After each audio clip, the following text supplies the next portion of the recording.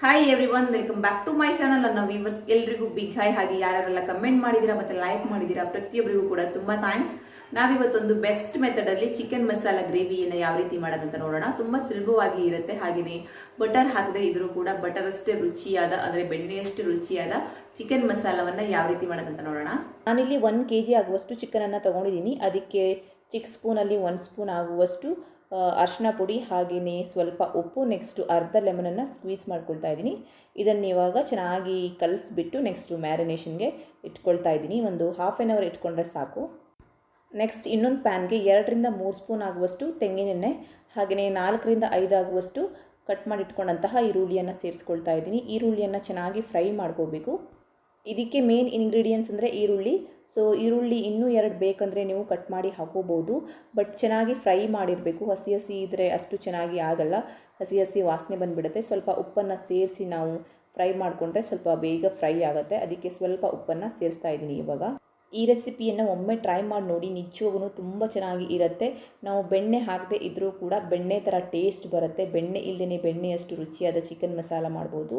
Next 5 ರಿಂದ 6 ಆಗುವಷ್ಟು ಹಸಿಮೆಣಸಿನ್ಕಾಯಿ, ಹಾಗೆ ಫ್ರೆಶ್ ಆಗಿರುವಂತಹ ಪುದೀನ, ನೆಕ್ಸ್ಟು ಸ್ವಲ್ಪ ಕೊತ್ತಂಬರಿ ಸೊಪ್ಪನ್ನು ಸಹ ಆ್ಯಡ್ ಮಾಡ್ಕೊಳ್ತಾ ಇದ್ದೀನಿ.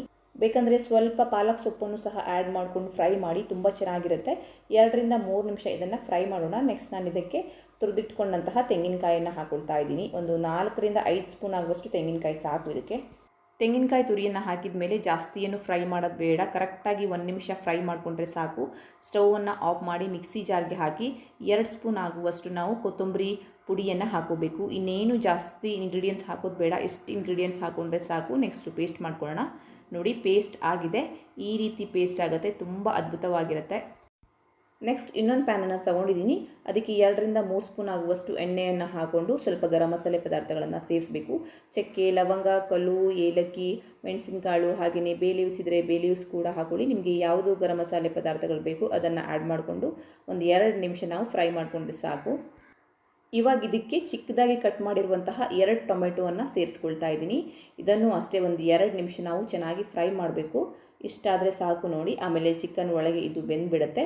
ಇವಾಗ 2 ಸ್ಪೂನ್ ಆಗುವಷ್ಟು ಶುಂಠಿ ಬೆಳ್ಳುಳ್ಳಿ ಪೇಸ್ಟನ್ನು ಸೇರಿಸ್ಕೊಳ್ತಾ ಇದ್ದೀನಿ. ಇದನ್ನು ಹಾಕಿದ ಮೇಲೂ ಕೂಡ ಚೆನ್ನಾಗಿ ನಾವು ಫ್ರೈ ಮಾಡಬೇಕು ಒಂದು 2 ರಿಂದ 3 ನಿಮಿಷ.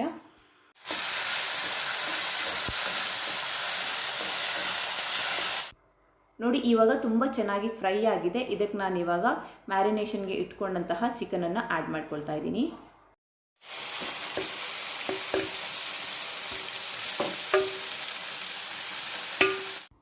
ಇವಾಗ ಒಂದ್ಸಲ ಚೆನ್ನಾಗಿ ಮಿಕ್ಸ್ ಮಾಡ್ಕೊಳ್ಳೋಣ. ಹಾಗೆಯೇ ಈ ರೆಸಿಪಿಗೆ ಮಸಲ್ಸ್ ಜಾಸ್ತಿ ಇದ್ದರೆ ತುಂಬ ಚೆನ್ನಾಗಿ ಇರುತ್ತೆ. ಬೋನ್ಸ್ ಅಷ್ಟಾಗಿ ಹಾಕಬಾರ್ದು.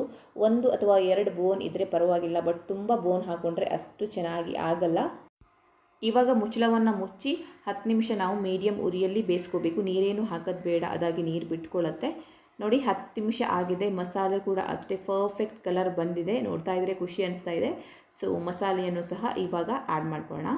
ಮಸಾಲೆಯನ್ನು ಸೇರಿಸಿದ ಮೇಲೆ ಇನ್ನೊಂದು ಸಲ ಚೆನ್ನಾಗಿ ಮಿಕ್ಸ್ ಮಾಡಬೇಕು ಇವಾಗ. ಹಾಗೆಯೇ ನೆಕ್ಸ್ಟ್ ನೀರನ್ನು ಸೇರಿಸಬೇಕು, ಬಟ್ ತುಂಬ ನೀರನ್ನು ಹಾಕೋಬೇಡಿ, ಸ್ವಲ್ಪ ಕಡಿಮೆ ನೀರನ್ನೇ ಹಾಕೊಳ್ಳಿ. ಮತ್ತು ಇದೇ ಟೈಮಲ್ಲಿ ಉಪ್ಪನ್ನು ನೋಡಿಕೊಂಡು ಹಾಕೊಳ್ಳಿ. ನಾನಿಲ್ಲಿ ಉಪ್ಪನ್ನು ಸೇರಿಸ್ತಾ ಇಲ್ಲ, ಯಾಕಂದರೆ ಕರೆಕ್ಟ್ ಆಗಿದೆ ಉಪ್ಪು. ನಾನು ಈರುಳ್ಳಿಯನ್ನು ಫ್ರೈ ಮಾಡುವಾಗಲೂ ಉಪ್ಪು ಹಾಕಿದ್ದೆ, ಮತ್ತು ಮ್ಯಾರಿನೇಷನ್ಗೂ ಕೂಡ ಉಪ್ಪು ಹಾಕಿದೆ. ಅದರಿಂದ ಕರೆಕ್ಟ್ ಆಗಿದೆ. ಮತ್ತು ಉಪ್ಪು ಜಾಸ್ತಿ ಆಗಿಬಿಟ್ರೆ ಕಷ್ಟ ಆಗುತ್ತೆ ಅಲ್ವಾ. ಸೊ ಕಡಿಮೆ ಆದರೆ ಉಪ್ಪನ್ನು ತಿನ್ಬೋದು, ಬಟ್ ಜಾಸ್ತಿ ಆದರೆ ತಿನ್ನೋಕ್ಕಾಗಲ್ಲ. ನೋಡಿ, ಈ ರೀತಿಯಾದ ಕನ್ಸಿಸ್ಟೆನ್ಸಿಯಲ್ಲಿ ಇರಬೇಕು. ಇವಾಗ ಮುಚ್ಚಳವನ್ನು ಮುಚ್ಚಿ ಮೀಡಿಯಮ್ ಉರಿಯಲ್ಲಿ 10 ರಿಂದ 15 ನಿಮಿಷ ಬೇಯಿಸ್ಕೊಂಡ್ರೆ ಸಾಕು. ಇವಾಗ 15 ನಿಮಿಷ ಆಗಿದೆ. ಮುಚ್ಚಳವನ್ನು ಓಪನ್ ಮಾಡ್ತಾ ಇದ್ದೀನಿ. ನೋಡಿ ಯಾವ ರೀತಿಯಾಗಿ ಬಂದಿದೆ ಅಂದರೆ, ನಿಜವಾಗೂ ಕಲರ್ ನೋಡ್ತಾ ಇದ್ದರೆ ಎಷ್ಟು ಖುಷಿ ಆಗ್ತಿದೆ ಅಂದರೆ. ಹಾಗೆಯೇ ಇದೇ ಮೆಥಡಲ್ಲಿ ನೀವು ಮಾಡಿದರೆ ಬಟರ್ ಹಾಕಿದಾಗ ಯಾವ ರೀತಿಯಾಗಿ ಟೇಸ್ಟ್ ಬರುತ್ತಲ್ವ, ಅದೇ ರೀತಿಯಾಗಿ ಟೇಸ್ಟ್ ಬರುತ್ತೆ. ಇವಾಗ ಸ್ವಲ್ಪ ಮೇಲಿಂದ ಕೊತ್ತಂಬರಿ ಸೊಪ್ಪನ್ನು ಸಹ ಆ್ಯಡ್ ಮಾಡ್ಕೊಳ್ತಾ ಇದ್ದೀನಿ. ಈ ರೆಸಿಪಿಯನ್ನು ಬ್ಯಾಚುಲರ್ಸ್ ಕೂಡ ತುಂಬ ಸುಲಭವಾಗಿ ಮಾಡ್ಕೋಬೋದು. ಬಿಸಿ ಬಿಸಿಯಾದ ಬೆಣ್ಣೆಯಷ್ಟೇ ರುಚಿಕರವಾದ ಚಿಕನ್ ಮಸಾಲ ಗ್ರೇವಿ ರೆಡಿಯಾಗಿದೆ.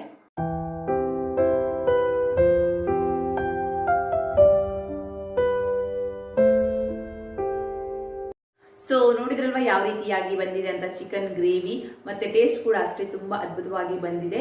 ಇವತ್ತಿನ ವಿಡಿಯೋ ಇಲ್ಲಿಗೆ ಎಂಡ್ ಮಾಡೋಣ ಅನ್ಕೊಳ್ತಾ ಇದ್ದೀನಿ. ಇಷ್ಟ ಆದರೆ ಪ್ಲೀಸ್ ಲೈಕ್ ಮಾಡಿ, ಶೇರ್ ಮಾಡಿ. ಹಾಗೆ ನನ್ನ ಚಾನಲ್ನ ಯಾರು ಫಸ್ಟ್ ಟೈಮ್ ನೋಡ್ತಾ ಇದ್ದೀರಾ ಮತ್ತು ಸಬ್ಸ್ಕ್ರೈಬ್ ಮಾಡದೇ ನೋಡ್ತಾ ಇದ್ದೀರಾ, ಇಷ್ಟ ಆದರೆ ದಯವಿಟ್ಟು ಸಬ್ಸ್ಕ್ರೈಬ್ ಮಾಡ್ಕೊಳ್ಳಿ. Thank you for watching. Take care, bye.